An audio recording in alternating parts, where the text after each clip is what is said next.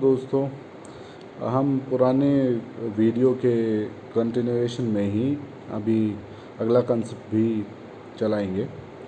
Marketing environment के बारे में डिस्कस करने वाले थे हम। मार्केटिंग एनवायरनमेंट क्या है, मार्केटिंग एनवायरनमेंट के ब्रॉड कैटेगरीज क्या हैं और how does it affect business, right.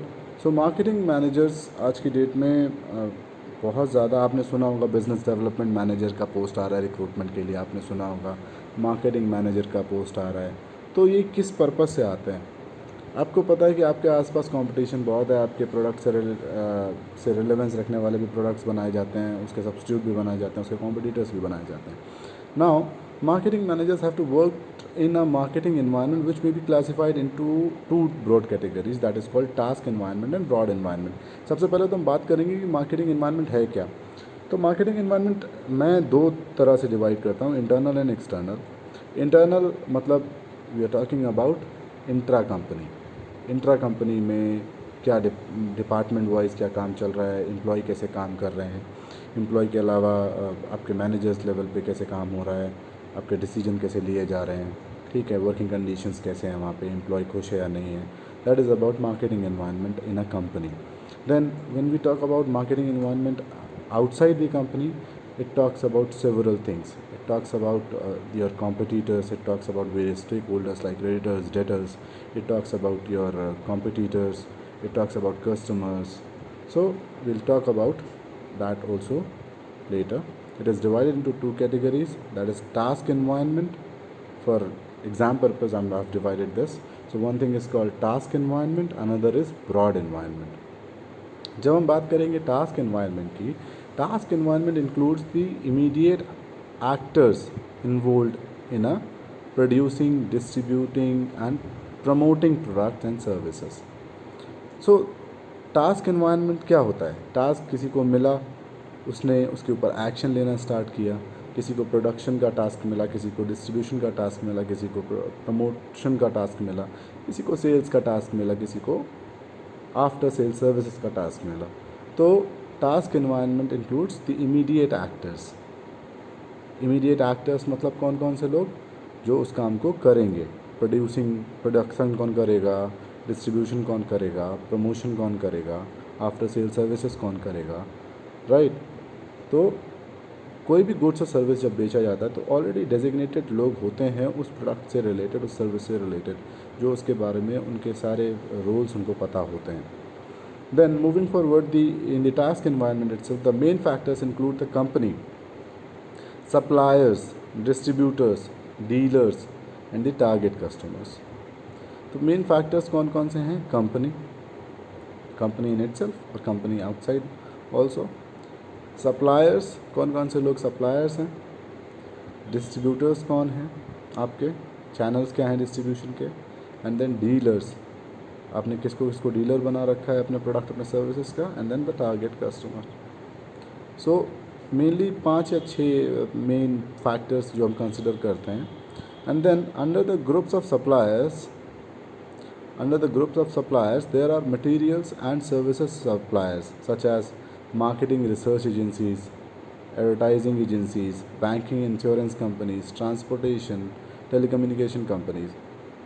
तो अगर हम सप्लायर्स की बात करें, हमें एक बस बिज़नेस में सिर्फ एक तरह का सप्लाई नहीं चाहिए होता है कि हमें बस अपना प्रोडक्ट का रॉ मटेरियल ख़रीदना है, उसको बनाना है, उसको बेचना है। नहीं, हमें मार्केटिंग एजेंसीज़ भी हायर करने पड़ते हैं, हमें रिसर्च एजेंसीज़ भी हायर करने पड़ते हैं जो हमारे डिपार्टमेंट के बारे में, हमारे प्रोडक्ट के बारे में R&D भी करेंगे, राइट, रिसर्च एंड डेवलपमेंट भी करेंगे। देन इंश्योरेंस भी कराना होता है हमें, उसी साथ हमें ट्रांसपोर्टेशन भी करना रहता है क्योंकि प्रोडक्ट को बेचना है तो उसके डिस्ट्रीब्यूशन चैनल में लाना होगा उसको, right.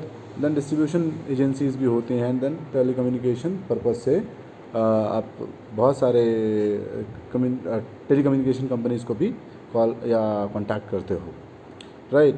Then under this group are included distributors and dealers,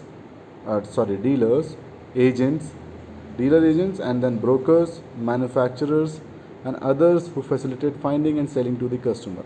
So basically task environment में वो सारे लोग आते हैं जो कहीं ना कहीं आपके प्रोडक्ट और सर्विस को कस्टमर तक पहुंचाने में जो भी मदद करते हैं, राइट।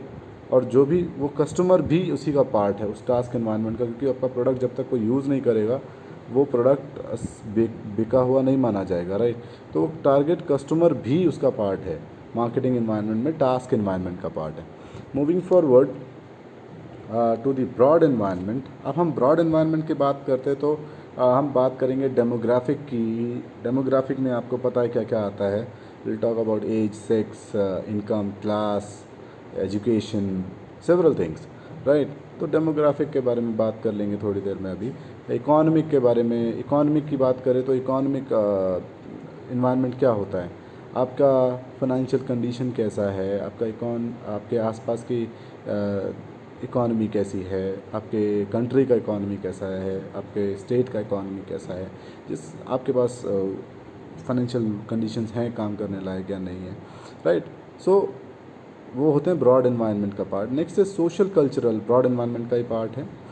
सोशल कल्चरल की जब हम बात करते हैं तो सोशो कल्चरल में आपने नोटिस किया होगा, आप जहाँ पे बिज़नेस कर रहे हो वहाँ के आसपास की सोसाइटी के बारे में, उनके कल्चर के बारे में बात करते हैं। तो डिपेंड करता है, आप ऐसे सोसाइटी में जाके मीट शॉप नहीं खोल सकते जहाँ पे सारे ब्राह्मण्स हो जो मीट नहीं खाते होंगे, राइट। या फिर आप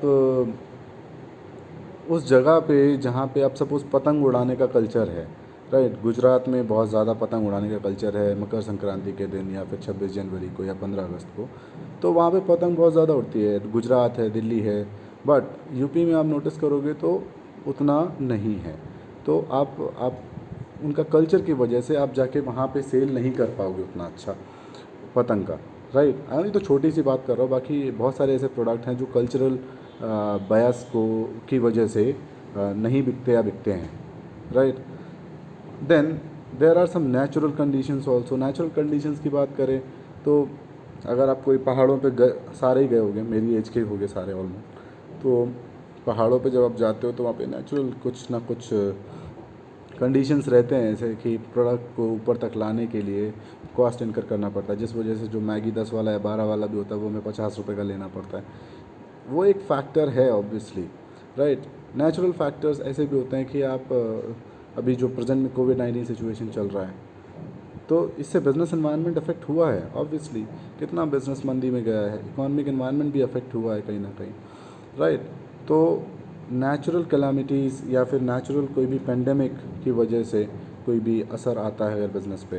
देन टेक्नोलॉजिकल इन्वायरमेंट, हम बहुत बात कर चुके हैं इसके बारे में ऑलरेडी, इंडस्ट्री 4.0 के बारे में बात हो चुकी है। यहाँ पे टेक्नोलॉजिकल बेस्ड मार्केटिंग के बारे में बात होगी, और टेक्नोलॉजी का यूसेज करके जो भी बिज़नेस एनवायरनमेंट को स्टडी किया जाता है, that is technological business environment. और जो भी अपडेशन आते रहते हैं टेक्नोलॉजी में, that also needs to be understood or analyzed, right? And then political legal environment. Now political legal environment, so आज की डेट में जो सिचुएशन चल रहा है, जो भी रूल्स लॉ कोविड-19 के अराउंड चल रहे हैं, हम सभी मान रहे हैं उनको, और कोई भी कंपनीज भी गाइडलाइंस के बेसिस पे ही खुल रहे हैं। अब जैसे 2 दिन पहले गाइडलाइन दिया कि अभी सारे शॉप्स धीरे धीरे खुलना स्टार्ट होंगे नॉर्मली, मिठाइयों की दुकानें खुलना स्टार्ट होंगी नॉर्मली, तो वो खुलना स्टार्ट हो जाएंगी अब थोड़े थोड़े टाइम में। बिज़नेस को अफेक्ट कम होगा थोड़ा सा, बट इससे पहले जब टोटल शटडाउन था तो सारे बिज़नेस ऑफ थे, सारे फैक्ट्री वर्कर्स बाहर थे। तो अब आप नोटिस कर ही रहे होगे कि कितना बड़ा एक पॉलिटिकल डिसीजन की वजह से कितना फ़र्क पड़ सकता है एक एनवायरनमेंट पे, कंपनी के और उसके बिज़नेस पे, right. So these environment contain several forces that have an impact on the actors in the task environment. Obviously मैं आपको बता ही रहा हूँ कि अभी कोविड-19 के चलते कितना कुछ असर पड़ेगा इन्वायरमेंट पे, बिज़नेस के, और उनसे रिलेटेड जो भी लोग होते हैं, स्टेक होल्डर्स होते हैं, उनके ऊपर। Market actors must pay proper attention to the trends and development. Obviously the marketers की बात कर रहे हैं यहाँ पे हम, कि उनको तो स्पेसिफिकली ज़्यादा ध्यान देना रहता है सारे ट्रेंड्स पे, सारे डेवलपमेंट्स पे, जो भी नया कुछ एडवांसमेंट आ रहा है मार्केट के अंदर, उसको अडॉप्ट करना पड़ेगा उनको in this environments, and make necessary adjustment in the time towards the marketing strategies so that the goals of marketing can be easily achieved. और इसी वजह से इतने सारे कंसेप्ट्स हैं मार्केटिंग के अंदर। प्रोडक्ट कंसेप्ट है, प्रोडक्शन कंसेप्ट है, सेल्स कंसेप्ट है, कस्टमर रिलेशनशिप कंसेप्ट है, क्योंकि टाइम के साथ इवोल्व होना बहुत ज़रूरी है। और मार्केटर को, कोई भी मार्केटर हो, उसको इवोल्व होना बहुत ज़रूरी है टाइम टू टाइम, नहीं तो वो मार्केट से बाहर हो जाएगा, राइट। तो आज के लिए इतना ही। Will upload the next video very soon. Thank you.